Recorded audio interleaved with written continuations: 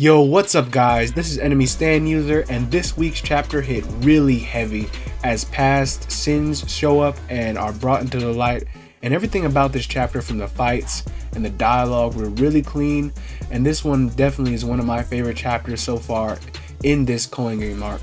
But please remember to like and subscribe, as well as to stick to the end, as I have some special announcements and promises that I hope to deliver on this channel.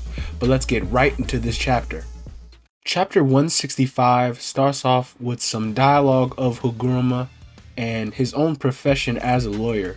And in the past, he was really considered a genius, and he aced through all of his university exams and his legal exams on the first try. So by all means, he was a very intelligent and smart person, and we could really see that in like chapter 159, how he handled his own case. That was a very difficult case, and with such ease. But Higuruma knew everything he was doing, it was kind of trivial and mundane to just be applying information that he already knew. But what his true purpose was his raw talent as a sorcerer, and I find that extremely interesting. So these people who got transformed into sorcerers, their brains were meant to be non-sorcerers, but they had cursed techniques or something like that? Correct! I forgot what Kenjaku said. I'll probably put it up on the screen, but I find that really interesting that they have the innate skill, and some can even see curses. So I find that kind of interesting how Gege implemented that. We are then back to Yuji's fight as Higuruma shows extreme finesse and prowess with his cursed energy manipulation, as well as his cursed technique. He uses his judge mallet as a weapon, switching its placement and transmogrifying it in his hands, reinforcing it with his own cursed energy, as well as changing its properties, using it like it's a rope, even a rope against Yuji. Higuruma definitely is a very, very skilled combatant, having an innate domain on top of his already high-class cursed energy manipulation. This chapter even states, because of his raw talent as a sorcerer, Higuruma gained barrier techniques, as well as reversed engineering the barrier techniques, giving him even more control over his cursed energy manipulation, all without any practice. And this is just within 12 days from him awakening his cursed technique, and he is at a level, from the chapter stated, no different from grade 1 sorcerers.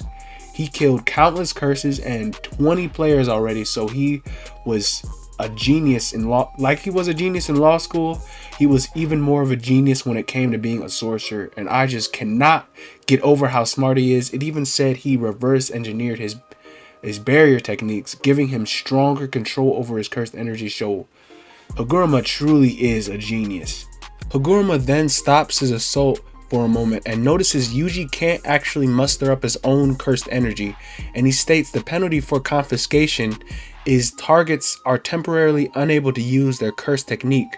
But Higuruma sees Yuji does not have a cursed technique, so confiscation switched the penalty to be unable to use cursed energy, and that really is worrying a bit to Higuruma. How's he able to fight me equally, wow, without cursed energy? Yuji, he's got something going on with him. Is it that Ainu blood that everyone's talking about? That fact that he's Kenjaku's child, I don't know. He's built different. It's not his strength as a sorcerer, it's his natural body. His durability as an organism must be overwhelmingly high. I never heard that phrase before. His durability as an organism. That makes Yuji sound just like just a straight up beast. Even though Yuji can't muster up and use his own cursed energy, he is still putting up more of a fight than most sorcerers would in his situation. Even if just their cursed technique is gone, Higuruma says they would ultimately be disorientated as their control over cursed energy becomes a mess, and because of their habits and intuition built over the years as sorcerers, they would be dulled. Yuji is at even more of a handicap and is still putting up a fight. Higuruma said Yuji could knock him out if he's not careful, so he gets serious and amps up his own cursed energy, making a cursed tool mallet into a staff rushing at Yuji with some pretty awesome and flashy staff skills, and Yuji then gets away and kicks that tub at Yuji, and Higuruma smashes it, causing water to splash and Yuji's sight to falter a little bit, and Higuruma manifests an even bigger hammer to slam against Yuji, and Yuji again blocks it with no cursed energy. And I think this fight really is a big flex for both Yuji and Higuruma, showing their skill and tenacity as fighters.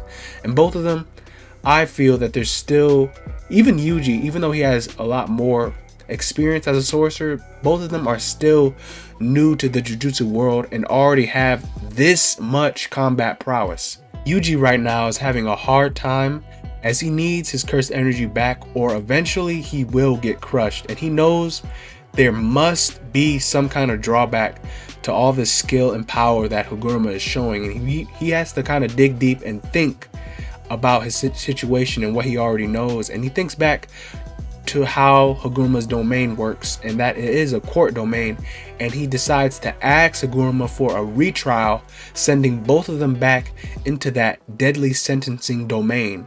And this is really the silver lining in Higuruma's ability, and any defendant affected by the domain can demand up to 2 retrials that cannot be denied by judgment. And we see Yuji, he's pretty tired and he's pretty thankful that this onslaught is over, but they're not out of the woods yet, as this is where things take a darker, more deadlier turn, as Yuji is now accused of a much more serious act. Judgment will not deny this request. Okay, then what's his argument then? Because he was definitely there and he cashed his winnings. Come on, one more time. Yuji Itadori is accused under suspicion of committing. There's a good amount that Yuji could potentially have been guilty for or charged against, like the murder, for instance. But oh yeah, baby! That's what I've been waiting for. That's what it's all about. I was just talking about that. I was just talking about that in my last review. I was like, Yuji had heavier stuff that he could have been accused of. That's what I'm talking about, Gege. And I suspect this is going to have a much heavier penalty. Oh my gosh. I can't believe I was actually right about that. I thought I was just spitting into the wind or something, man. I knew Yuji had heavier stuff than that. But wasn't that had to be I don't know if it differentiates him. He can make the argument that it was Sukuna. Man, Itadori Yuji is accused under suspicion of committing mass murder in Shibuya on October 31st, 2018. Man, Yuji's... He pleaded. He said he killed him. Wow. Yeah, I killed them. Higuruma surprised.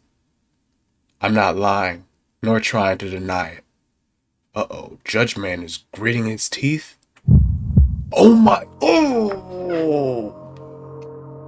That is a scary, scary, scary. Oh, that face is unsettling. That is unsettling. That is some great art, Gege. Him and his team are awesome. That is some nasty, nasty art. Guilty, confiscation, death penalty. This is great. That was great. 65 and capital verdict has been decided. Oh my gosh, that was clean. But what could he even argue against? Because he has to say that it was Sukuna and differentiate it.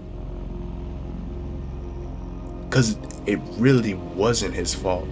Well, maybe it was. It really depends on how you look at it. But man, this chapter was clean, especially toward just the end 3 panels, man. So Yuji is now being tried as a murderer and is subject for the death penalty, as he is not denying it. Yuji didn't even hesitate saying that he was guilty. Even Higuruma was surprised at Yuji's honesty, and I feel that on this occasion Yuji is not going to forgive himself so easily or even lie about the situation. Even if you remember back to like chapter 120 and chapter 127, Yuji was at his lowest point in the series, in the entire series, because of what he lost and what he feels like he has done with Sukuna's rampage and everything, and how he couldn't control that. I would even say that Yuji at that point, he was feeling very suicidal based on his words and his own resentment, telling himself to die because of the burden of holding Sukuna within him. And I have to mention this comment that came out almost 2 months ago predicting this exact situation, and that is crazy. Venom, you must have some sort of future sight or observation haki going on, because this situation you theorized came about to a T, and that just speaks about the JJK community, how big brain they are. And this comment was definitely big brain. You are big brain. But it actually is nice to see Yuji calm and collected about his past sins of committing mass murder, because after being encouraged by his brother Todo in that really awesome speech he gave, and Yuji doesn't really have to search for logic or hold resentment for others' deaths that he deals with, but he has to find his own way and his own path as a sorcerer, like Todo was saying, and like what he was entrusted with. And now we're seeing Yuji's will come to life, as he has been saying chapter after chapter that he is a cog driven to kill curses. So Yuji has come to terms with this burden and his setbacks as a sorcerer, and still is finding more reasons to stay alive and to save others. And Yuji's real willpower is really coming to life and is showing his maturity, and that's one of the many reasons why I like Yuji so much. And I also use that sort of thinking when it came to this thumbnail of the title of the video of what is your wound, Yuji. And it doesn't have to show all the time or very often, but Yuji has literal and psychological wounds that he's dealing with, or you could say his inner demons and a physical actual demon Sukuna, you could say, but he's fighting every day. But most sorcerers, they at least have one weakness holding them back, even Gojo. But that just goes to show the mental resolve and the fortitude that comes along with being a Jujutsu sorcerer. Even Higuruma sees Yuji's resolve and his honesty despite whatever may happen to him, and I feel that honesty might persuade Higuruma to the right path and at least get him to help the sorcerers out with adding a new rule, because we know Higuruma, he is different now that he has a curse technique, but he's still basically the same person, and he's all about justice and to set things straight his own way. Like his mindset as a lawyer. And the chapter even mentioned that he killed other players because they attacked him first. So it might be a shot in the dark, but I feel he may have a chance to help the sorcerers out on their side. But Judge Man, though, that's a whole different story. He has other plans, as it announces the death penalty for Yuji, and change from that relatively calm form to an extremely dark and terrifyingly angry entity, dead set on delivering its own justice. And this may sound a little crazy, but from what we have seen, Higuruma may be super skilled with his own cursed energy and his cursed energy manipulation and control. It does not seem like he has full power over this Judge Man Shikigami curse, from the way he talks about how Judge Man isn't very patient, how it's like a whole different entity from himself, and how he has to even make his own court case for this entity to decide upon. It just seems like he manifested an entirely different being that acts on its own and acts really as judge, jury, and executioner, despite whatever Higuruma thinks on his own.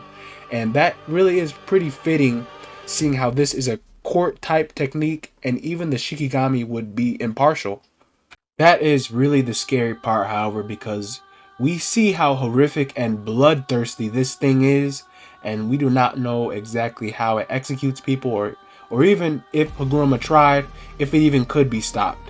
I would be willing to bet Higuruma may be able to intervene, or at least try to get more out of Yuji, or at least get Yuji to tell his whole story, because I think he actually sees the kind of person Yuji is, that he wouldn't be a mass murderer. But it was not technically Yuji who committed mass murder with all those people. We know it was Sukuna, depending on how you look at it.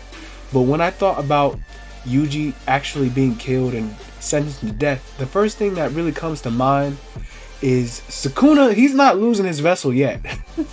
His plans are not finished. So either something stops this verdict, or Sukuna could, this is crazy, but Sukuna could switch and make his case known, which would be crazy because we know how Sukuna is and how his mindset is, and he would definitely start a domain battle, and I'm willing to bet he would 100% win that domain battle, seeing how divine and refined his own domain is, and that would save Yuji ultimately and stop the court case.